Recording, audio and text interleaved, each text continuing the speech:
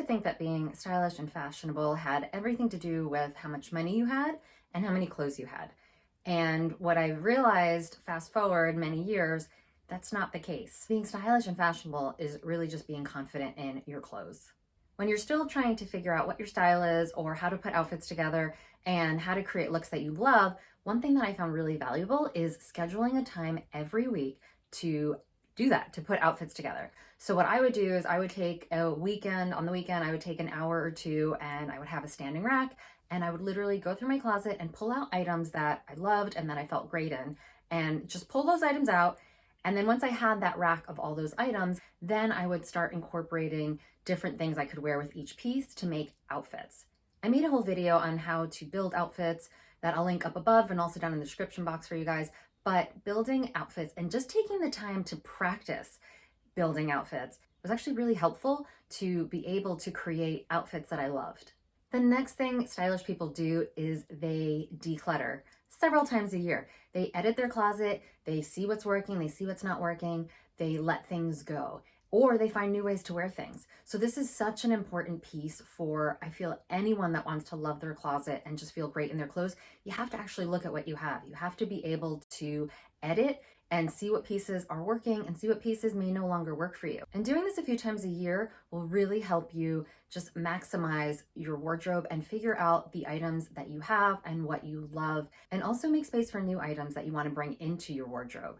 Now, again, I did make a whole video on this. I will link that up above and also down in the description box. And I am teaching a live virtual workshop coming up really soon, all about decluttering, where I will guide like-minded women to go through their closet and edit and really get into their closet and find out the pieces that work, the pieces that don't, why they don't work, and helping them be ready to let go of those items to move on to a closet that they love.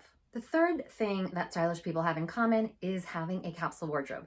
Now, I know there's a lot of talk about a capsule wardrobe being boring or too minimal. Now, for me, I have a capsule wardrobe, and as you can see, I don't just have a capsule wardrobe. I don't just have 10 pieces. I have foundation items, my elevated basics that I recommend every woman has, but then I also have pieces that I like to mix and match with those foundation pieces. But if you don't have that foundation, if you don't have a capsule wardrobe, it makes it really hard to get dressed. So I highly recommend having a capsule wardrobe. There was a time I used to think basics were boring. I wouldn't spend my limited budget on them.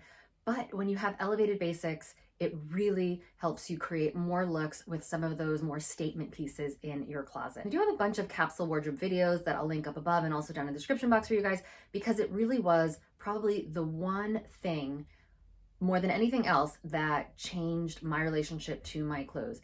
It gave me so many more options for outfits. Another thing I used to do was when I would put looks together that I loved, I would take photographs of these. And this was a long time ago, so I remember doing, I think I had like one of those instant cameras that you could just, print it out. But you can obviously do this on your phone now. There's so many options for ways you can photograph looks that you love. But it's just having a record, an album on your phone where you can literally, if you're feeling stuck one morning and you're not sure what to wear, you can go through and just see which of those outfits calls to you. So photographing looks that you've worn, that you've tried, that you love, when maybe you were feeling in a more creative space, then that will help you be more stylish on the days that maybe it's a little bit harder to get dressed. When I was switching careers over 15 years ago, I used to do therapy with at-risk kids, and then I did yoga, and I worked with people in a much different way. And I did that for about 10 years, and then I decided to switch more into fashion, which was something that had always been my passion growing up. When I first started to dive into that world,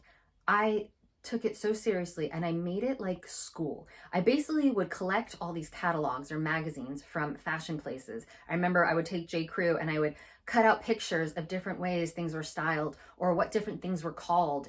And I collected this whole binder of all this style and fashion information. And I kind of used this as my little fashion Bible, and I would just collect things and put it in there. And when it was something that I was inspired by, I would really just pay attention. And that's the next thing all stylish people have in common. They actually pay attention. They take time for building their style. They look around for other inspiration, either in other people that they see on the street or in magazines or online or wherever they may find their inspiration, but they pay attention to style and they pay attention to how things are styled. And it's just getting that practice. It's using that other muscle of, you know what, I am interested in this and I do want to get better at this. Well, you have to pay attention to whatever you pay attention to grows. Another thing stylish people have in common is that they have a closet that is organized. So they can find everything, it's efficient, they know what they have, it's easy for them to get dressed because everything is accessible.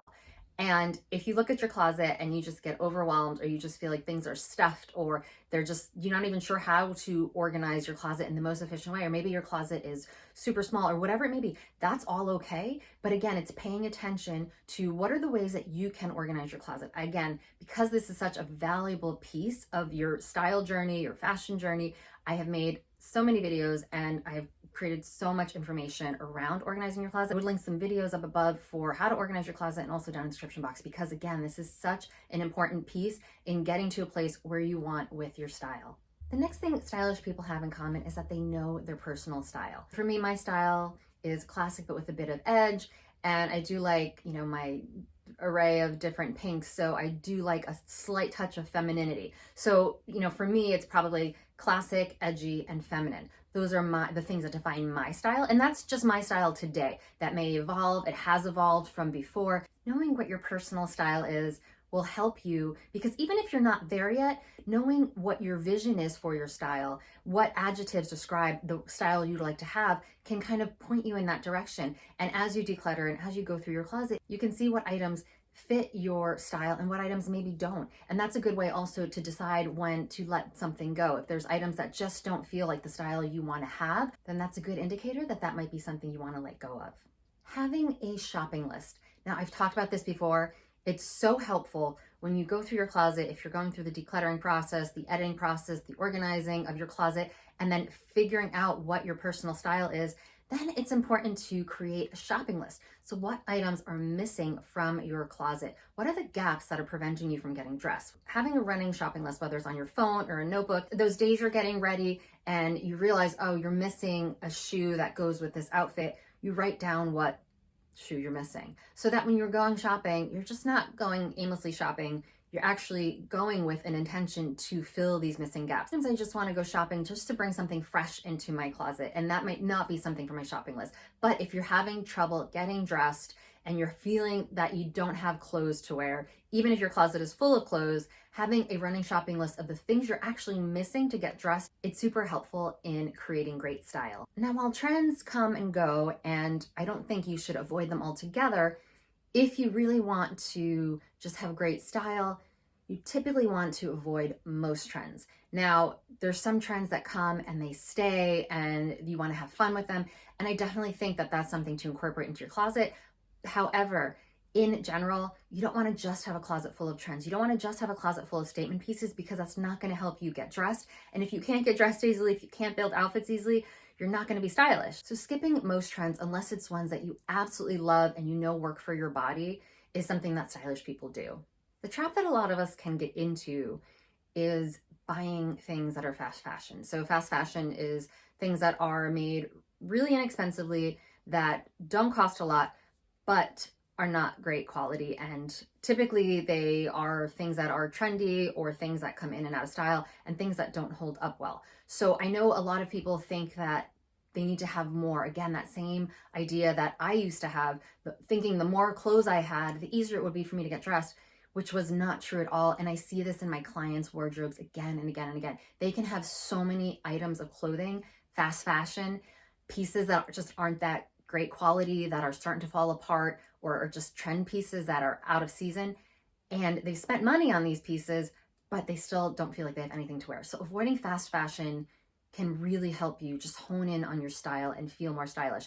I prefer to just save my money and buy quality pieces that I love, that are classic, that I know are gonna last, that aren't necessarily just basic, but there's elements about them that I know work for my style and that will be timeless. So avoiding fast fashion, even though you think having more is really gonna help you get dressed, I promise you, like, it will not help you get dressed. So if you're ready to start this journey, I would love to help you. Again, I am teaching a 2-hour live virtual workshop for how to declutter your closet. And this is the first step when you're really moving into this journey where you want to love your clothes, you want to feel confident in your clothes, you want to be able to build outfits and create your personal style. This is the first step. And this is one of 5 workshops that I will be doing over the next few months to get to a place. You're starting with decluttering and editing, and from there you're going to end up with a closet and that you love and that you know how to style. So I'll link some information down in the description box below, and I hope you join us. And if you want to know about the other workshops that I have coming up to help you love your closet and love your clothes, make sure to subscribe for my newsletter. I will put that link down in the description box as well. So I hope this video was helpful in sharing with you why it doesn't matter what your budget is, and it doesn't matter how many clothes you have. Being stylish first comes from within, first comes from having that confidence, but then also it's a skill to learn, and you just have to use your time and energy to work on practicing that skill to get better at it. So thanks for watching. Hope you all have a great week, and I'll see you soon.